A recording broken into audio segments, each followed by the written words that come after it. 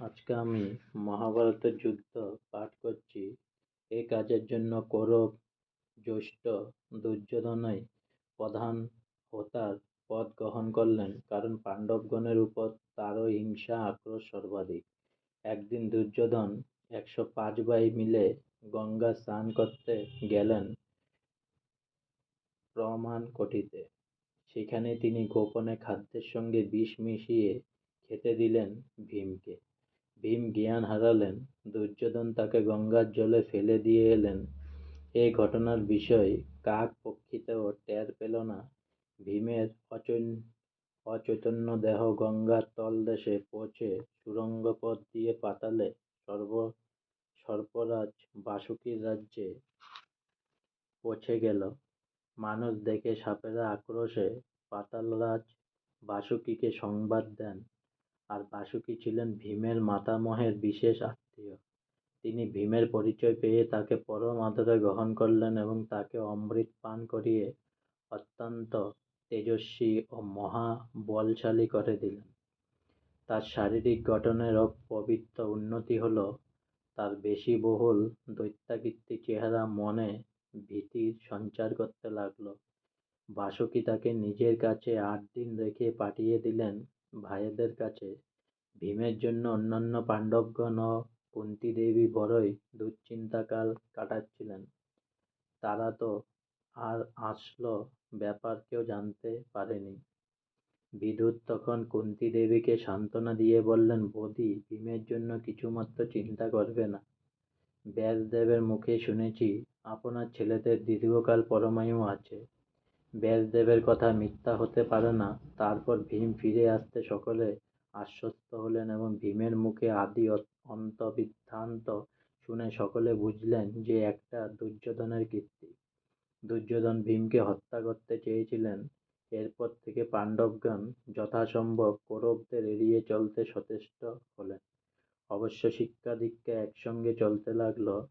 কৃপাচার্যের পর কৌরব ও পাণ্ডবগণের অস্ত্রগুরু হন ভরদ্বাজ মুনির পুত্র দ্রোণ। এই দ্রোণের মতো তীরন্দাজ সে সময় সারা বিশ্বে দ্বিতীয়জন কেউ ছিলেন না। তিনিও বিশেষ যত্ন সহকারে সকল কুমারকে অস্ত্র শিক্ষা দিতে লাগলেন। কিন্তু এবারও দেখা গেল পাণ্ডবরা সর্ববিষয়ে অগ্রণী হচ্ছেন কৌরবগণ অপেক্ষা। কিছুক্ষণ পর দ্রোণাচার্য সব সমক্ষে শিষ্যদের অস্ত্র পরীক্ষার আয়োজন করলেন। তিনি এক বৃক্ষের উচ্চভাগে একটি কাঠের পাখিকে স্থাপন করে 105 ভাইয়ের উদ্দেশ্যে বললেন, তীর দিয়ে ওই পাখিটার গলা তোমাদের কাটতে হবে। আমি তোমাদের এক একজনকে দেখে পরীক্ষা নেব।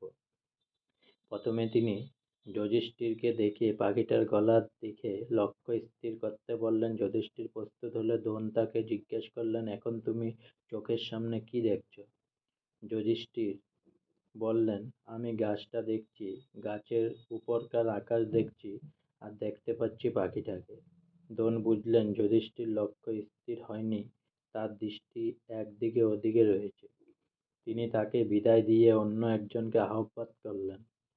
তার কাছ থেকেও তিনি একই উত্তর পেলেন। এভাবে তিনি একজনকে ডাকেন এবং একই ধরনের উত্তর পেয়ে নিরাশ হন। একমাত্র অর্জুনই ওই দিনের পরীক্ষায় উত্তীর্ণ হন। দ্রোণ যখন অর্জুনকে জিজ্ঞেস করলেন, তুমি এখন চোখের সামনে কি দেখছ? তখন অর্জুন বললেন, গুরুদেব, আমি কেবল পাখিটাই দেখতে পাচ্ছি। দ্রোণ দ্বিতীয়বার শুধোলেন, পাখির সারা দেহটাই কি তোমার নজরে পড়েছে? অর্জুন বললেন, না, আমি কেবল পাখিটার গলাটা দেখতে পাচ্ছি। দ্রোণ বললেন, এবার লক্ষ্যভেদ করো। তার কথা শেষ হওয়ার সঙ্গে সঙ্গেই অর্জুনের তীরে ভাসপক্ষীর মস্তক দ্বিখণ্ডিত হয়ে ভূপতিত হল। অর্জুনের গর্বে গর্বিত হলেন দ্রোণাচার্য। বাস্তবিক পক্ষে দিনে দিনে অর্জুন তীর চালনায় আশ্চর্যজনক দক্ষতা অর্জন করলেন। অপরদিকে গদা চালনায় ভীম বিশেষ দক্ষ হয়ে উঠলেন। যুধিষ্ঠির ওস্তাদ হলেন রথ চালনায়, আর খড়গ চালনায় মাদ্রির 2 পুত্র নকুল এবং সহদেবের জুড়ি কেউ রইল না। কৌরবগণের মধ্যে একমাত্র দুর্যোধনই ভীমের মতো গদাযুদ্ধে সমান দক্ষতা অর্জন করলেন। আর একদিন দ্রোণ আর এক অস্ত্র প্রতিযোগিতার আয়োজন করলেন। স্থির হলো কুমারগণ সেখানে স্ব স্ব অস্ত্র চালনার কলা কৌশল প্রদর্শন করবেন। শেষ পর্যন্ত অর্জুনই ধনুবাণের আশ্চর্যজনক ক্রিয়াকলাপ দেখিয়ে সকলকে তাজ্জব বানিয়ে দিলেন। প্রত্যেকে অর্জুনের নামে ধন্য ধন্য করতে লাগলেন। সেই সভায় দর্শক হিসাবে সূর্যপুত্র কর্ণ উপস্থিত ছিলেন। ধনুবিদ্যায় তিনি অসাধারণ ব্যুৎপত্তি লাভ করেছিলেন। অর্জুনের সুখ্যাতি তার সহ্য হয় না। তিনিও প্রতিযোগিতার স্থলে প্রবেশ করে ধনুবাণের অদ্ভুত অদ্ভুত খেলা দেখাতে লাগলেন। অর্জুন যে-সব খেলা দেখিয়েছিলেন তিনিও অবলীলায় সে সমস্ত কিছু খেলা দেখালেন। দ্রোণ তখন তার পরিচয় জানতে চাইলেন। কর্ণ বললেন, আমি অধিরথ সারথীর ছেলে, আমার নাম কর্ণ। আমি অর্জুনের সঙ্গে যুদ্ধ করতে চাই। দ্রোণ বললেন, না বাপু, তা হয় না। অর্জুন রাজার ছেলে, যার তার সঙ্গে প্রতিযোগিতায় অবতীর্ণ হওয়া তার শোভা পায় না। শুনে কর্ণ লজ্জায় অপমানে মাথা নত করলেন। দুর্যোধনও অবাক হলেন। কর্ণের ক্ষমতা লক্ষ্য করে সঙ্গে সঙ্গে তার মাথায় দুষ্ট বুদ্ধির উদয় হলো। তিনি ভাবলেন, পাণ্ডবদের সঙ্গে ভালোভাবে শত্রুতা করতে হলে এমনই লোককে দলভুক্ত করা প্রয়োজন। মুহূর্ত মধ্যে তিনি কর্তব্য স্থির করে দ্রোণের সম্মুখে উপস্থিত হয়ে বললেন, অধিরথের পুত্র কর্ণ অর্জুনের সঙ্গে যুদ্ধে অবতীর্ণ হোক, এটা আমি চাই। রাজা না হওয়ার জন্য যুদ্ধ করতে যদি কর্ণের বাধা থাকে, তাহলে এখনই আমি কর্ণকে অঙ্গরাজ্য দান করে সেখানকার রাজা করে দিচ্ছি। এই বলে দুর্যোধন তখনই যথার্থ নিয়ম পালন করে কর্ণকে অঙ্গরাজ্য দান করলেন। কর্ণও চিরকাল দুর্যোধনের সহায় হবেন বলে প্রতিশ্রুতি দিলেন। এরপর থেকে কর্ণ হলেন দুর্যোধনের পরম বন্ধু। শকুনি নামে দুর্যোধনের এক মাতুল ছিলেন। শকুনি যেমন শয়তান তেমনি কূটবুদ্ধি সম্পন্ন। পাশা খেলায় তার জুড়ি কেউ ছিল না। এই শকুনি কর্ণ আর ভাই দুঃশাসনে নিয়ে দুর্যোধন সর্বদাই সলা পরামর্শ করতে লাগলেন, কিভাবে পাণ্ডবদের বিনাশ করা যায়। শেষে তারা এক ফন্দি বার করলেন। বার্নাবত গ্রামে ছবিকাঠ, গালা, ধুনো ইত্যাদি দিয়ে সুন্দর বাড়ি তৈরি করে সেখানে কিছুদিনের জন্য বাস করার জন্যে কুন্তিসহ পঞ্চপাণ্ডবকে পাঠিয়ে দিলেন দুর্যোধন। পুরোচন নামক দুর্যোধনের এক বিশ্বস্ত মন্ত্রী অতি গোপনে ওই বাড়িটি তৈরি করল এবং স্থির হলো পাণ্ডবদের বসবাসকালে একদিন সুযোগ বুঝে ওই পুরোচনই বাড়িটাতে অগ্নিসংযোগ করে ওদের হত্যা করবে। কোনোমাত্র সন্দেহ না করে পাণ্ডবরা মাতাকে নিয়ে বারনাবতে যাত্রা করলেন। বিধুর আগাগোড়া ব্যাপারটা জানতে পেরে সতর্ক করে দিলেন পাণ্ডবগণকে। তিনি তাদের পরামর্শ দিলেন, তোমরা পুরোচনের অজ্ঞাত ঘরের মধ্যে সুড়ঙ্গ কেটে রাত্রে তার মধ্যে বাস করবে। সুড়ঙ্গের অপর মুখ পাশের বনের ভিতর দিয়ে যাবে। পুরোচন বাড়িতে অগ্নি সংযোগ করলে ওই সুড়ঙ্গ পথ দিয়ে তোমরা সবাই পালিয়ে যেও। কিন্তু পুরোচনের অগ্নি সংযোগ করার আগে পাণ্ডবগণ একদিন রাত্রে নিজেরাই বাড়িটাতে আগুন ধরিয়ে পালিয়ে গেলেন সে সুড়ঙ্গ পথ দিয়ে। নিদ্রিত পুরোচন সে আগুনে পুড়ে মারা যান। সে সঙ্গে পুড়ে মরল আরো 6 জন। সেদিনই এক নিষাদ পত্নী তার 5 পুত্রকে নিয়ে রাতের মতো আশ্রয় নিয়েছিল ওই জতুগৃহে। তারাও অগ্নিদগ্ধ হলো।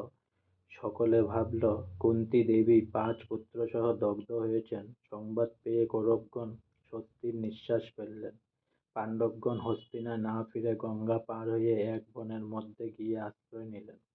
কিন্তু সে বনের মধ্যে হিড়িম্ব ও হিড়িম্বা নামে 2 জন রাক্ষসী বাস করত। তারা 2 ভাই বোন।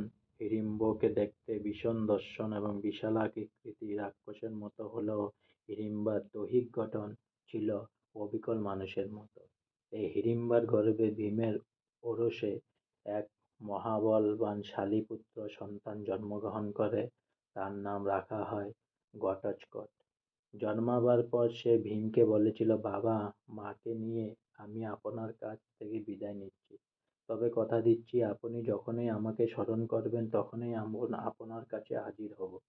শুনে ভীম খুশি হলেন এবং পুত্রকে আশীর্বাদ করলেন। এরপর পাণ্ডবেরা তপস্বীর বেশে নানা স্থানে ভ্রমণ করতে করতে এক চক্রা নামে এক গ্রামে উপস্থিত হয়ে এক ব্রাহ্মণ পরিবারে আশ্রয় নেন।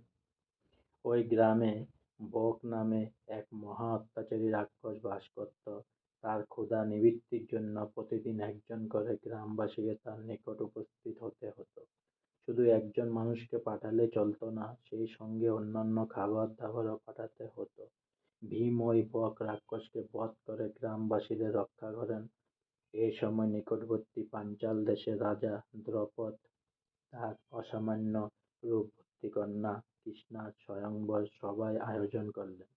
দ্রৌপদের কন্যা বলে কৃষ্ণার অপর এক নাম হয়েছিল দ্রৌপদী। দ্রৌপদী নামে তিনি সমধিক প্রসিদ্ধা ছিলেন।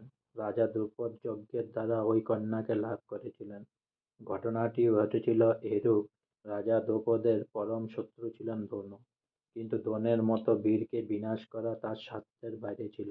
বিশেষ করে ধন আবার রয়েছে কৌরবদের দলে, সুতরাং ধনকে হত্যা করার কল্পনাও তিনি এখন করতে পারে না।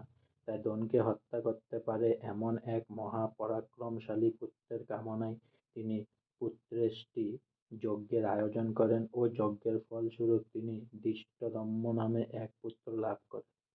পরবর্তীকালে ওই ধৃষ্ট দুর্জয় দ্রোণাচার্যকে নিহত করেছিলেন।